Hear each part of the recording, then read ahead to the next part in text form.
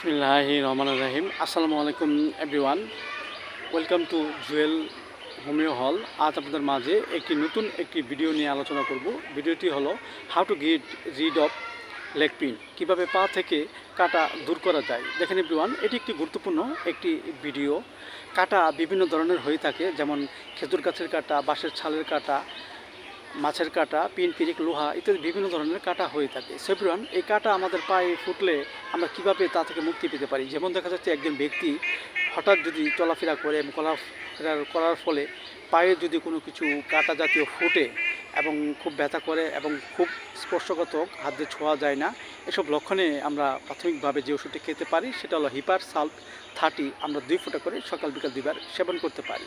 আবার দেখা যাচ্ছে যে একজন ব্যক্তি যদি কোথাও কাজ করতে যায় এবং কাজ করার ফলে যে হঠাৎ যদি পায়ে কোনো কিছু ফোটে এবং বাঁশের ছাল সেটা যদি হয় বা কাঠের টুকরা হয় এবং প্রচুর চুলকায়, ব্যথা করে, সহজে সরতে চায় না, এসব লক্ষণে আমরা যে ওষুধটি সেবন করতে পারি সেটা হলো অ্যানাগালিস 30।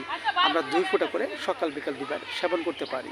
আবার দেখা যাচ্ছে যে একজন ব্যক্তির যদি কোথাও হঠাৎ কারণ ছাড়াই যদি পায়ে কোনো কিছু ফুটে এবং খুব ব্যথা করে 2-1 দিন চলে গেছে, সহজে সরতে চায় না এবং ধনুষ্টঙ্কের উপকম হয়, এসব লক্ষণে আমরা হোমিওপ্যাথিতে যে ওষুধটি খেতে পারি সেটা হলো হাইপেরিকাম 200। আমরা 2 ফোঁটা করে সকাল বিকাল 2 বার সেবন করতে পারি।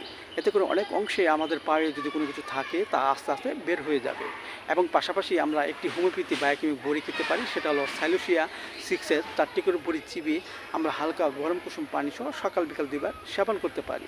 এতে করে আমাদের মাঝে যদি পায়ে কোনো কিছু ফোটে এবং থাকে তা বের হয়ে যাবে ওষুধের মাধ্যমে এবং আমাদের মাঝে সুস্থতা ফিরে আসবে। সো এভরিওয়ান, ভিডিওটি কেমন হয়েছে আপনার মতামত কমেন্টস করে জানাতে পারেন এবং ভালো লাগলে অবশ্যই আপনারা লাইক দিবেন এবং সাবস্ক্রাইব করবেন এবং আমার এই ভিডিওটি সকলের মাঝে শেয়ার করে দেবেন। সবাই ভালো থাকেন, সুস্থ থাকেন। Thank you so much.